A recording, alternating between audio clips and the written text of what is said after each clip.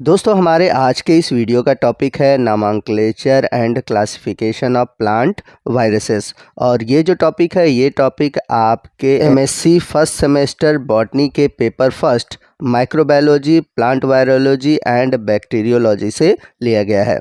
तो टॉपिक बहुत ही इंपॉर्टेंट है और आने वाले दिनों में आपको एमएससी बॉटनी फर्स्ट सेमेस्टर से जुड़े हुए जितने भी टॉपिक हैं उन सभी टॉपिक पर आपको वीडियो मिलने वाले हैं। तो यदि आप हमारे चैनल पर नए हैं और अभी तक आपने हमारे चैनल को सब्सक्राइब नहीं किया हुआ है तो प्लीज़ चैनल को सब्सक्राइब कर लें ताकि आपको आने वाले वीडियो के अपडेट मिलते रहे। तो वीडियो की शुरुआत करते हैं और आइए सबसे पहले बात करते हैं कि वायरसेस होते क्या हैं। तो आपको बता दें कि जो टर्म वायरस है ये लैटिन वर्ड से लिया गया है जिसका मतलब होता है पॉइजन या फिर वेनम या फिर स्लाइमी लिक्विड। तो इस तरह से देखा जाए तो वायरस का जो अर्थ बनता है वो होता है जहर या फिर विष, या इसके अलावा इसे घिनौना द्रव भी कहा जाता है।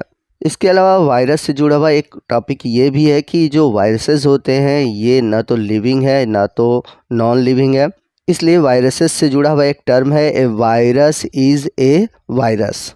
That means it is neither a living organism nor a non living organism. यदि हम बात करें फादर ऑफ प्लांट वायरोलॉजी या फिर फादर ऑफ वायरोलॉजी की तो मार्टिन विलेम बिजरिंग को फादर ऑफ वायरोलॉजी या फिर फादर ऑफ प्लांट वायरोलॉजी कहा जाता है क्योंकि इन्होंने सबसे पहले टोबैको मोज़ेक वायरस यानी कि टीएमवी को डिस्कवर किया था।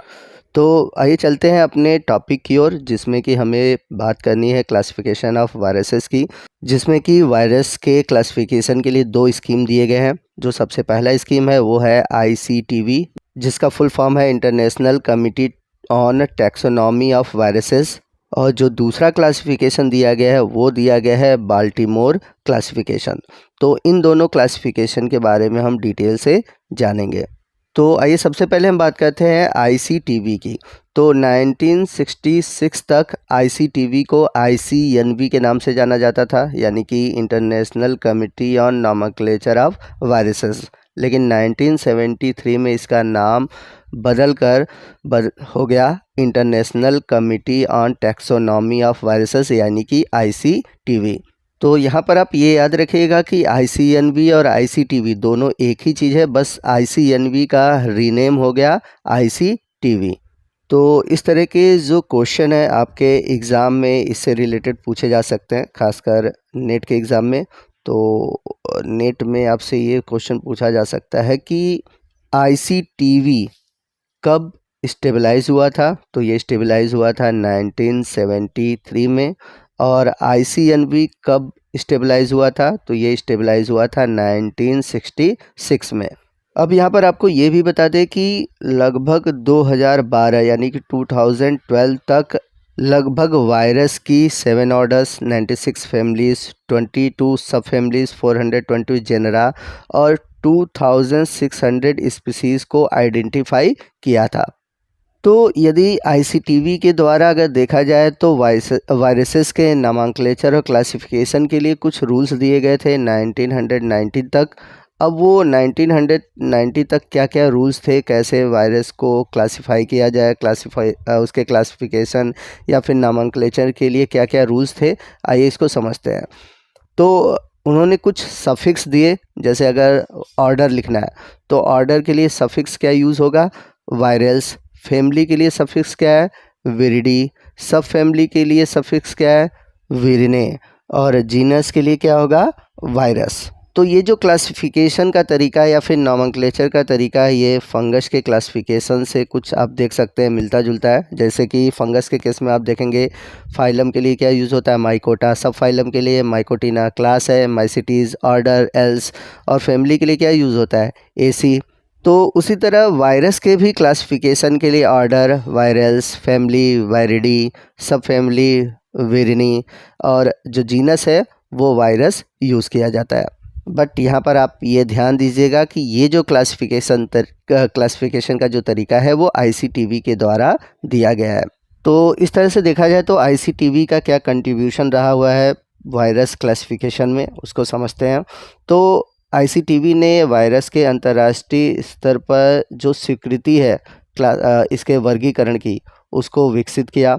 It means they develop internationally agreed taxonomy of viruses इसके अलावा जो वायरस के जो टैक्सॉन है उनके लिए अंतर्राष्ट्रीय स्तर पर स्वीकृति विकसित करना, to develop internationally agreed names for virus taxa. इसके अलावा वायरस के वर्गीकरण संबंधी निर्णयों को वायरोलॉजिस्ट के अंतर्राष्ट्रीय समुदाय तक पहुंचाना, to communicate the virus taxonomic decision to the international community of virologist. और जो सबसे इम्पॉर्टेंट चीज़ थी कि वायरस के टैक्सोनॉमी की स्वीकृति नामों की जो सूची बनाए रखने के लिए भी इन्होंने बहुत प्रयास किया हुआ है, यानी कि to maintain an index of agreed names of virus taxa. तो ये था आईसीटीवी द्वारा वायरस के क्लासिफिकेशन का कंट्रीब्यूशन।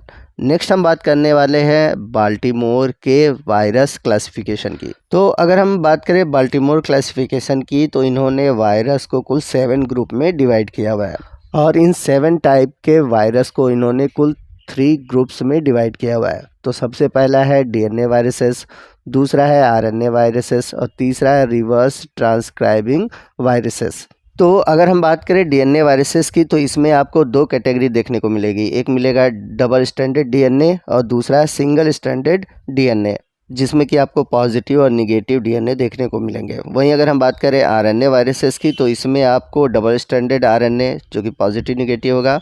वहीं जो सिंगल स्ट्रैंडेड आरएनए उसकी 2 कैटेगरी है, एक है सिंगल स्ट्रैंडेड आरएनए पॉजिटिव और दूसरा है सिंगल स्ट्रैंडेड आरएनए निगेटिव। उसी तरह रिवर्स ट्रांसक्राइबिंग वायरसेस में आपको सिंगल स्ट्रैंडेड आरएनए और डबल स्ट्रैंडेड डीएनए पॉजिटिव और निगेटिव देखने को मिलेंगे। तो इस तरह से बाल्टीमोर के क्लासिफिकेशन में आपको 7 कैटेगरी देखने को मिलेगी वायरसेस की। तो आप राइट साइड देख सकते हैं, ये बाल्टीमोर है और इनके इस कंट्रीब्यूशन के लिए इन्हें नोबेल प्राइज़ भी दिया गया है। तो बाल्टीमोर ने जितने भी वायरस के क्लासिफिकेशन दिए हैं, चाहे वो डीएनए वायरसेस हो, चाहे वो आरएनए वायरस हो या फिर रिवर्स ट्रांसक्राइब वायरसेस हो, तो इन सभी वायरसेस के जो जेनेटिक मटेरियल हैं जिसके थ्रू ये रिप्लिकेट करते हैं और इसके अंतर्गत कौन कौन से एग्जाम्पल आते हैं वो आपको सामने दिया गया है। आप चाहे तो इसके नोट्स बना सकते हैं। तो इसी के साथ हमारा वायरस से जुड़ा हुआ जो क्लासिफिकेशन और नोमेनक्लेचर का टॉपिक है वो ख़त्म होता है।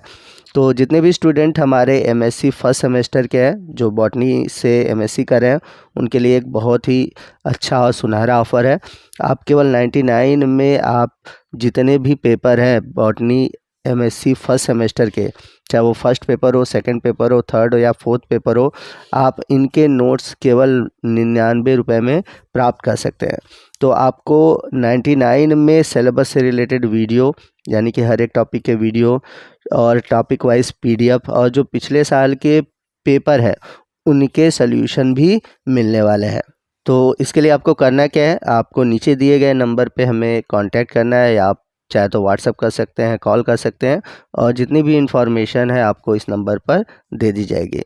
तो ये था हमारा आज का वीडियो। आपको आज का ये वीडियो कैसा लगा कमेंट करके ज़रूर बताइएगा। वीडियो अच्छा लगा हो तो प्लीज़ वीडियो को लाइक करिएगा, अपने दोस्तों में शेयर कीजिएगा। मिलते हैं अगले वीडियो में अगले टॉपिक के साथ। तब तक के लिए जय हिंद, जय भारत।